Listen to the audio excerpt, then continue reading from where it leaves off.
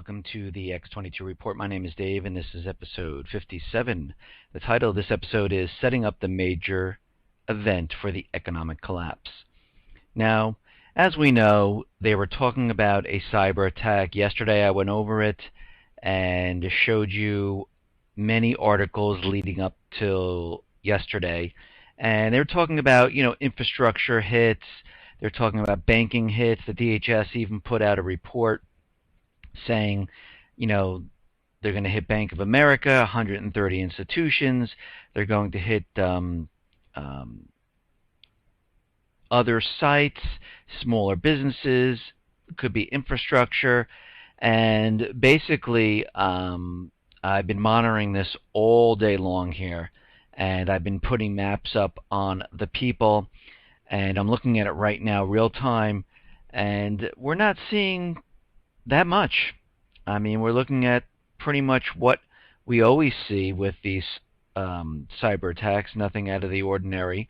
None of the news agencies are reporting in, letting us know that something major happened. I was able to access my bank. No one reported in saying they couldn't access anything.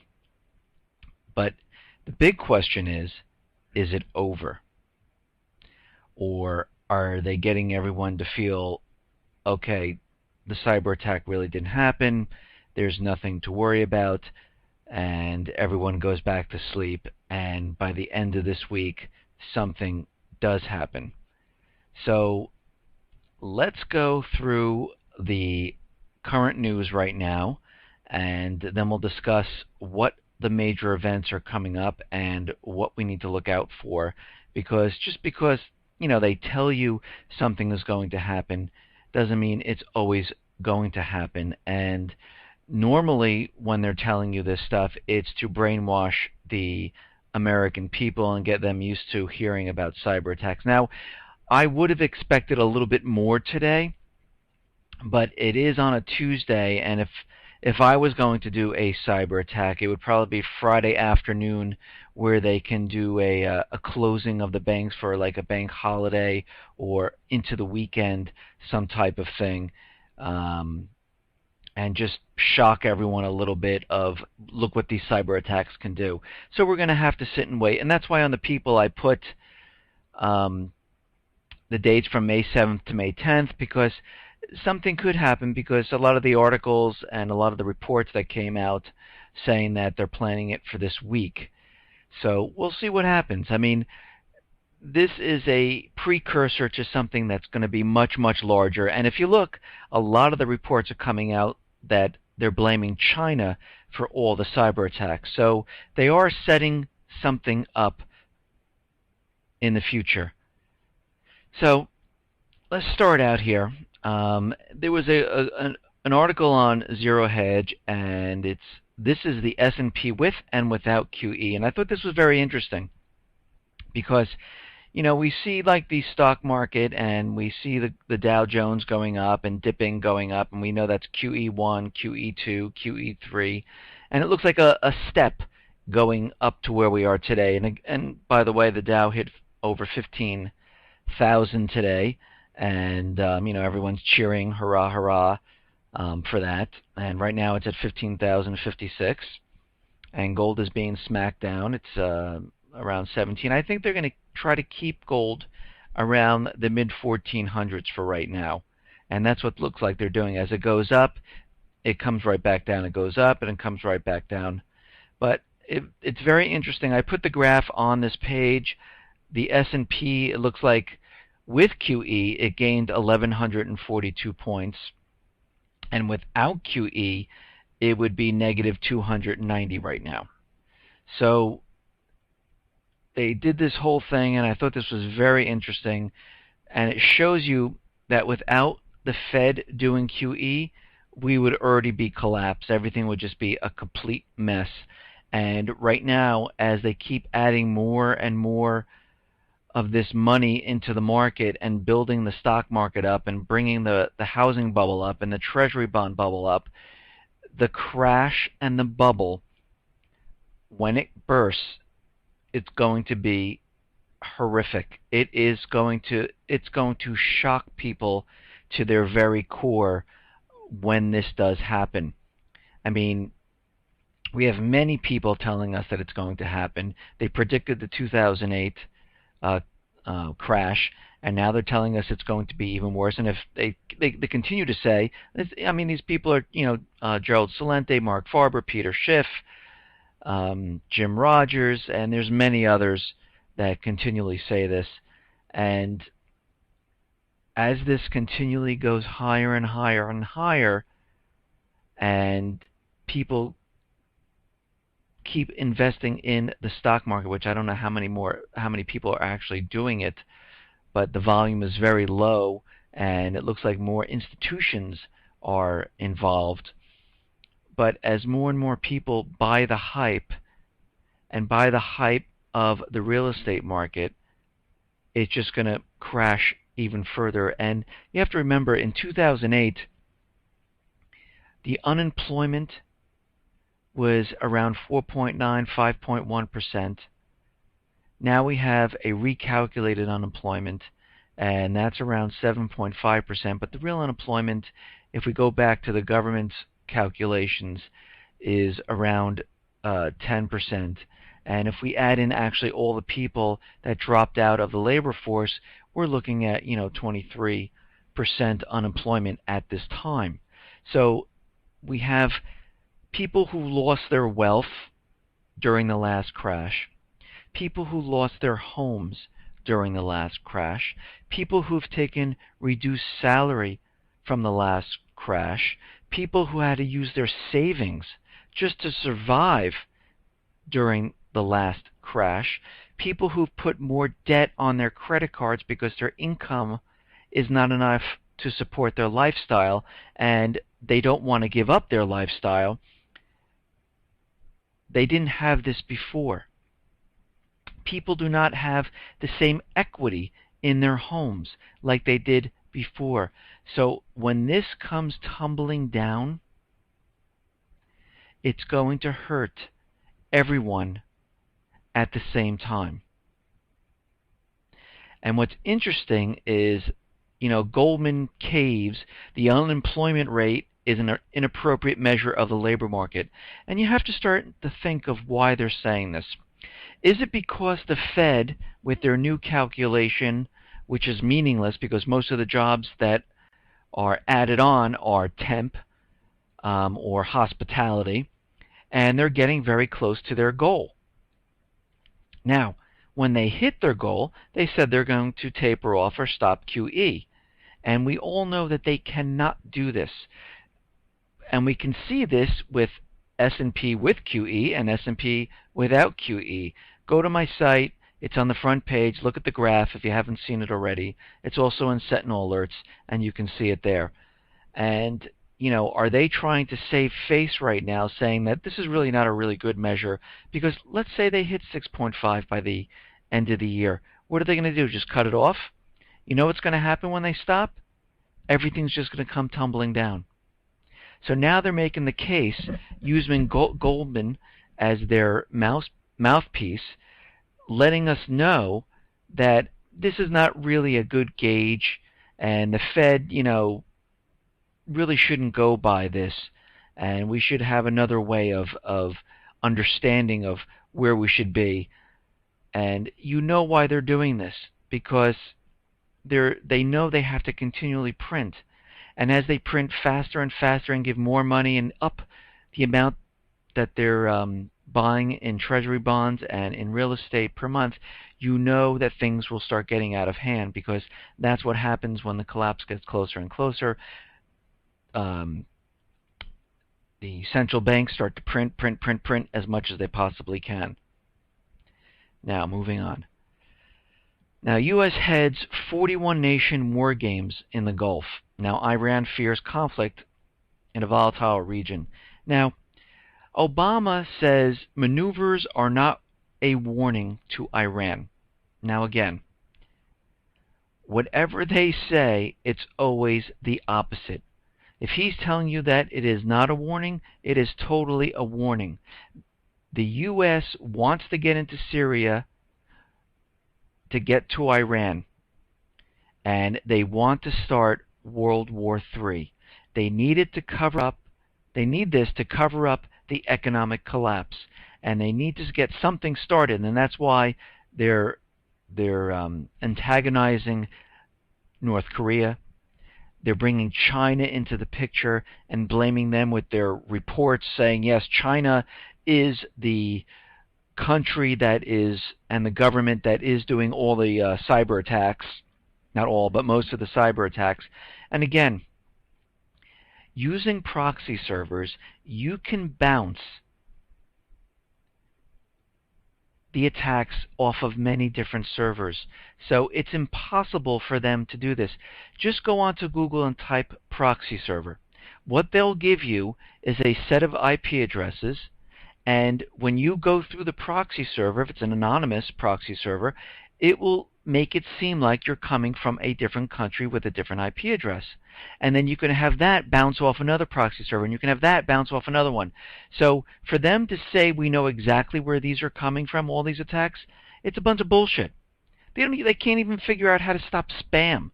And they're trying to tell us that they figured out, where all these are coming from.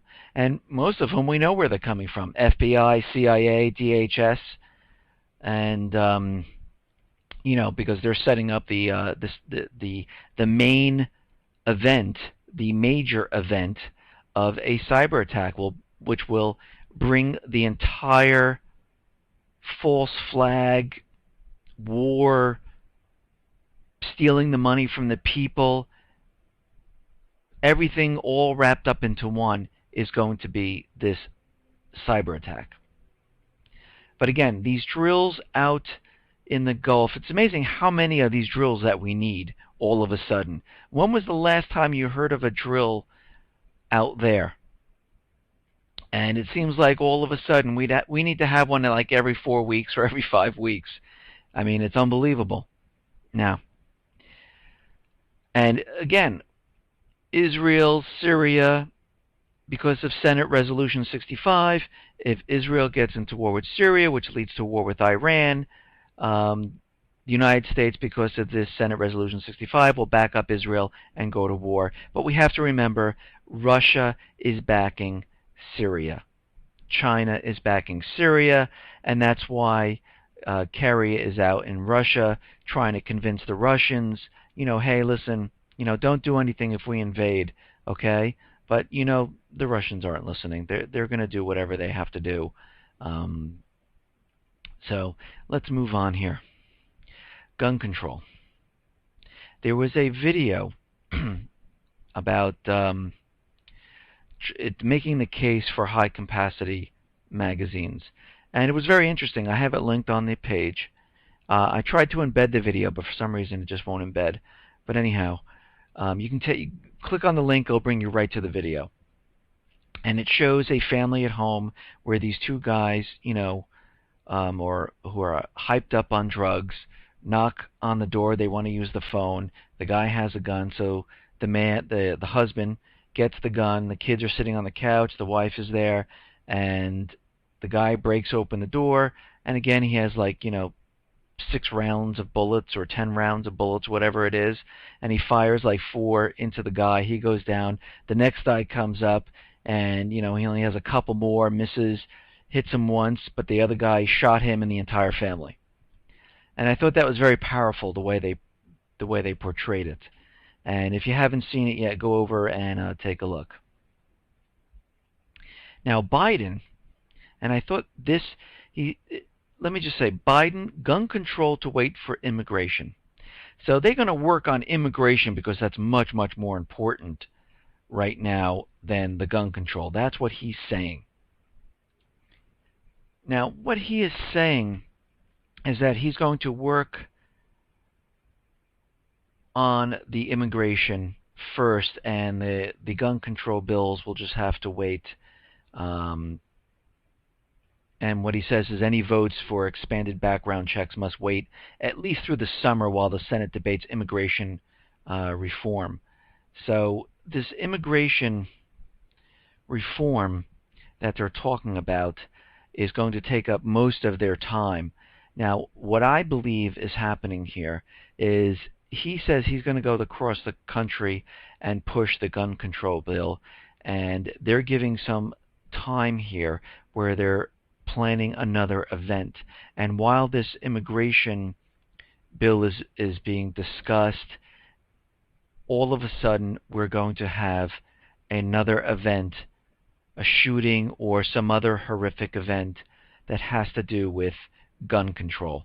And I think this is what they're setting up right now, because they need to get the guns away from the American people.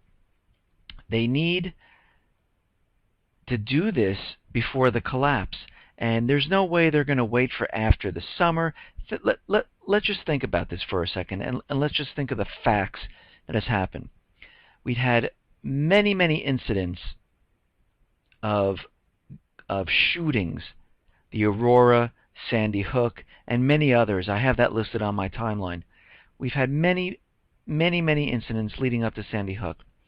Then they had the bill that Dianne Feinstein had ready, and it was ready to go as soon as that last shooting happened. Amazing. And they pushed this as far as they could take it.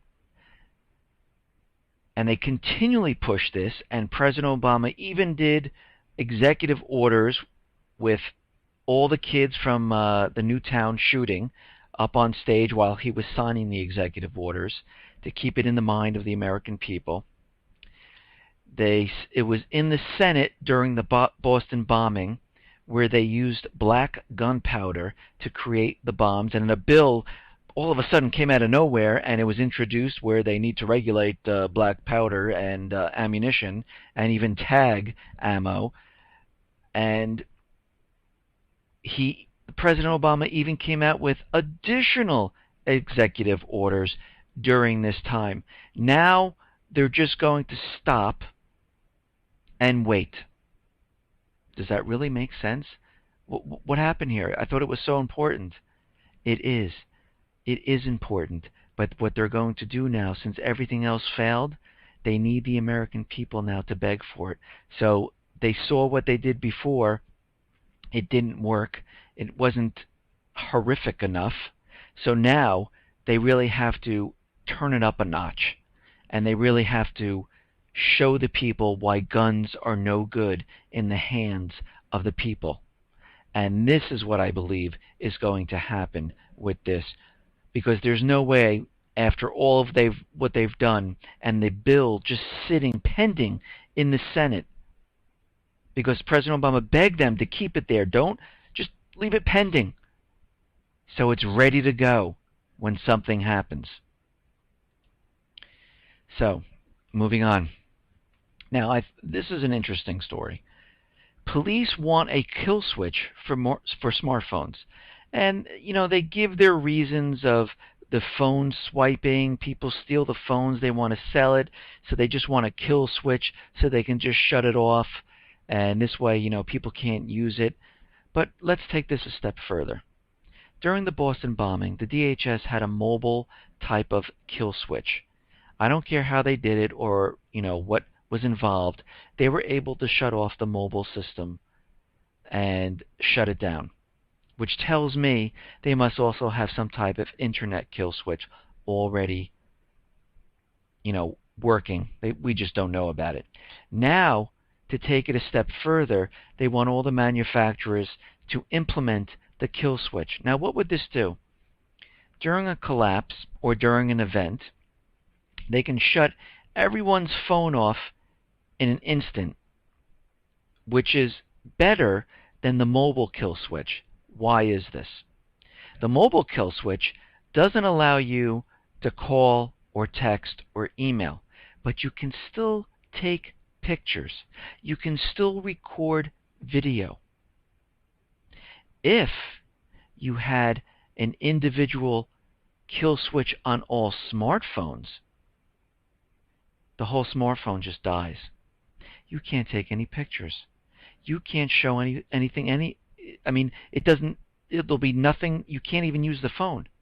At least with the mobile kill switch, you can save everything on your phone. And when you had wireless or the mobile network again, you're able then to start sending.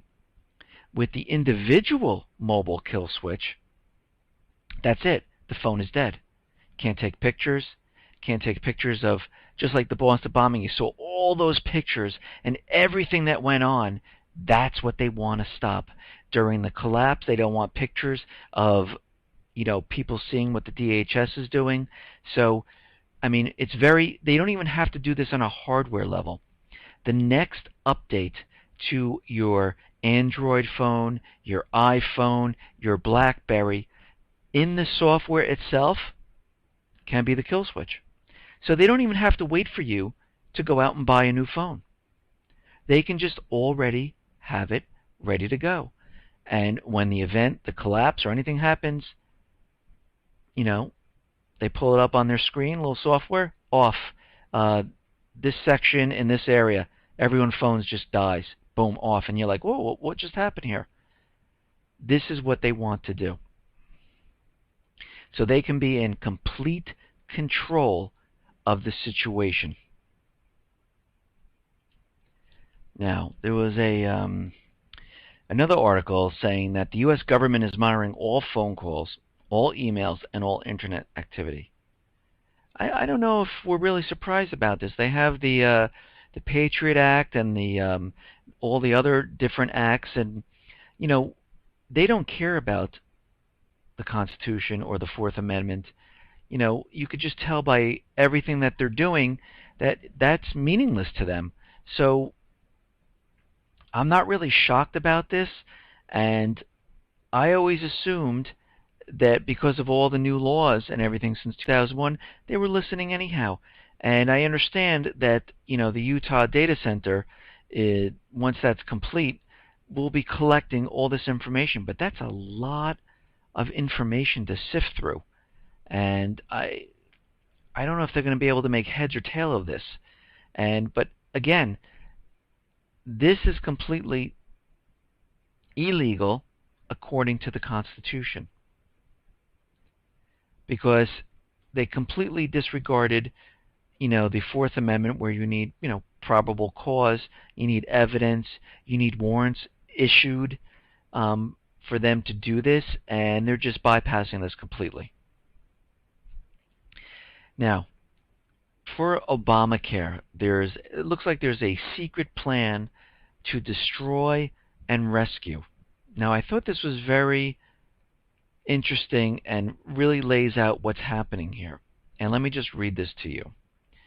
Obamacare is fluid, being rewritten hourly as of the moment. The plan is to create accountable care organizations, or ACOs. So accountable care organizations.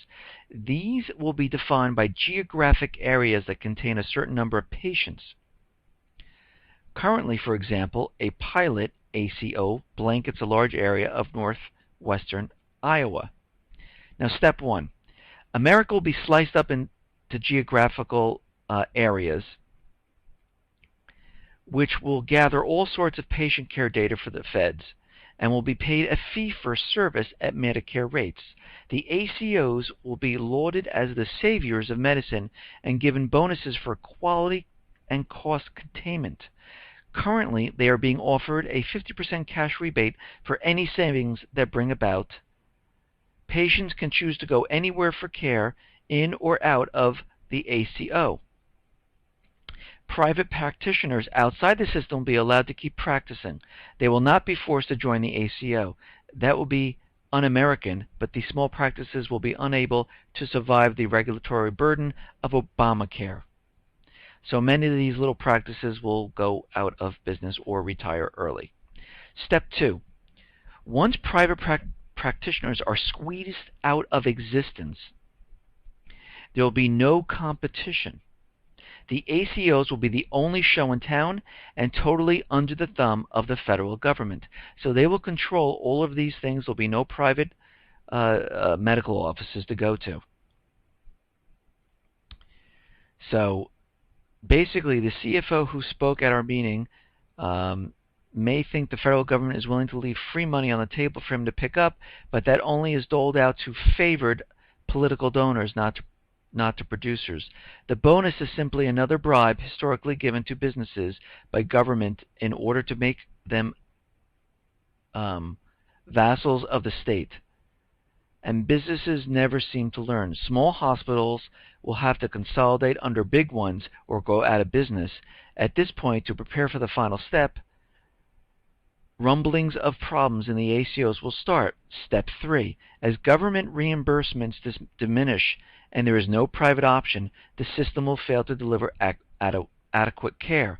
Patients will be able to get appointments or timely surgeries, doctors will complain, hospital staffs will strike, and in general, the system will implode. Government, always ready to leap into breach, they'll probably have another law ready to go, will declare a national crisis and push through an emergency legislation that is already in the system to nationalize health care. Hospitals will be taken over by the feds. Doctors and nurses and all necessary personnel will have no choice but to be government employees. And at this point, patients will be assigned to the ACOs without any choice in the matter. At the stroke of a pen, health insurance will cease to exist, and perhaps the companies who hold insurance will be placed in charge of administering the ACOs. And, think this can't happen? Even some of the ACO administrators admit they are being set up to fail, but fail to what end? To the goal which has been the goal all along. Establish a national health service, a la Canada or England or Sweden. This is not a medical or societal evolution. This is a program incremental revolution, and we, like the Russians and French and Cubans, will pay the price. Because when free market medicine goes, so goes freedom.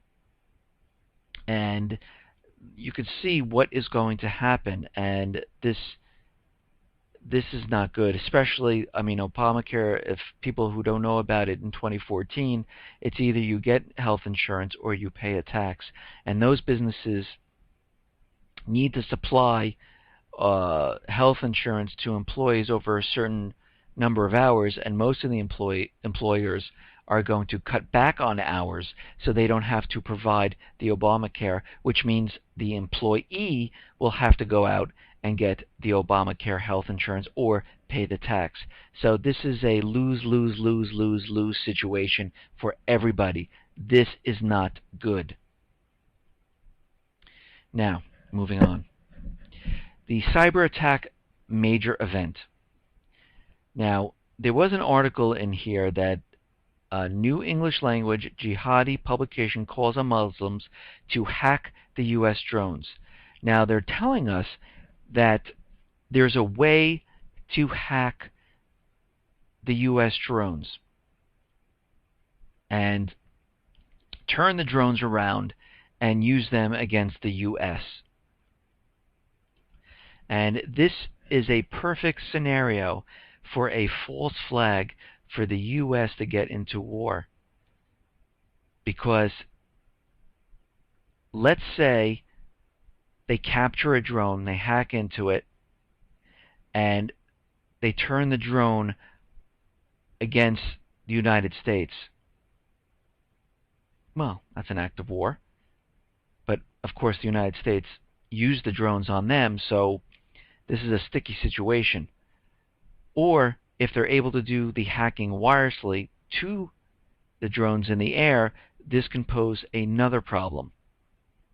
But you can see how they're trying to set up some type of false flag, again, to get us into war, because that is their end game.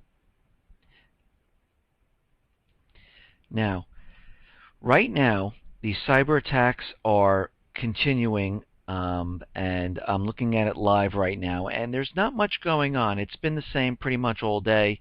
A lot of the cyber attacks are hitting Australia, European nations, and there's a few hitting the United States, but not really active right now. And this right now seems like it was a lead-in to a cyber attack. And I personally don't think it's over, and that's why I said from May 7th to May 10th, and let's see what happens by the end of the week, because this could be, Op USA, Anonymous, teamed up with, Al-Qaeda, Islamic extremists, trying to use cyber attacks, but nothing happened today, and then all of a sudden by Friday, something does happen, and everyone, can't get to their banks, because it doesn't seem like they're going to let this just go off and not have anything happen, because I thought it was very interesting in all the articles and everything that the DHS said is that, they think it's a threat, but it's more of a nuisance type of thing, and they're playing it down. And if they're playing it down, that means they're planning on doing something, because they're saying, "Oh, it's just we're just on alert, and so it could be just a nuisance thing," but it's not even a nuisance. It's like nothing, which is very odd, very strange, and it just tells you something is going to happen. And if it doesn't happen by Friday, it might happen when we just don't realize it. And DHS reported that something was going to happen on May 7th, but it really happened on May 15th or something like that. So we have to keep our eyes open. We have to keep aware of what's going on. But we do have a major shooting event or some type of gun control event that is going to make the American people beg for the gun bill. And just by Biden's remarks that they're just going to lay off until, summer or whatever, just doesn't seem right. We also have the NYPD doing some type of chemical drill during the summer. And during the summer, we also have Kokesh March on Washington, July 4th, which, as I was thinking about it, is kind of dangerous, because if I was the government, I would infiltrate the group, and if you're walking in there with armed rifles, all you need is one person in there to fire a shot, and then the government has their excuse to come down on the gun owners, come down on the militant extremists, domestic terrorists, whatever you want to call, homegrown militants, whatever you want to call them, and it is a perfect false flag.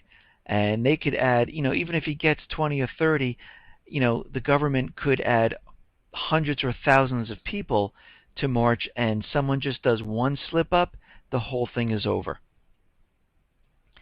So to me, this seems like this is a complete setup, and if we're going to do this, and he really wants to march on Washington, no weapons, we do it peacefully, because we have to remember, our founding fathers were not hostile. They tried many, many times peacefully to negotiate with the British. They tried to, come to terms. They tried to negotiate. But in the end, the British didn't want it that way, and they just came for their guns. The same thing today. We do everything peacefully. We try to negotiate. We tell them how we feel. We are the people. We don't like the way things are going. We don't like the laws. We don't like you stepping on the Constitution like you've been doing. That is much different than marching in with loaded weapons to the nation's capital and not even prepared to use them, because in his thing, he's saying that if he's met with resistance, they're just going to run away. So to me, I'd be very careful of this. So there was only one report today about a cyber attack on a federal news radio. They're saying that they're being hit by a cyber attack, and if this is what it is, this is, pretty bad, and I just can't believe all the hype, all this time, everything that they've done. This is what they're going to get out of it, because you have to remember, the majority of people are asleep. They don't even know this is going on. They have no clue that this was even in the news. The only time they'll even know about it if something happens. And that's why I can't believe they're just going to let this event go and say, "Oh, no big deal, nothing happened, maybe next time." I think it's a trial run to get the people woken up. Now, they named a couple of banks, Bank of America, Citibank. So we still might see something. I just cannot believe that this is over and they're just going to let this die. They're going to totally use this somehow, some way. and I'm going to continually monitor this through Friday, and we'll see if anything happens or doesn't happen. But as of right now, everything seems to be, business as usual. I've had no problems today doing anything on the net or the banking or anything like that. So, we're just going to keep looking at this. And if anyone else has a problem or notices something, go to the people. It's under terrorist false flags, and I have it linked on the Sentinel alerts right on top. You can just click on the link and just go there and just tell us what's happening in your area. I continually take snapshots from the site that's monitoring these cyber attacks, and I just put up static pictures just so we have some type of history of what's happening. And you can go there and take a look. Everyone, be well, be safe, and especially be prepared. Thank you very much.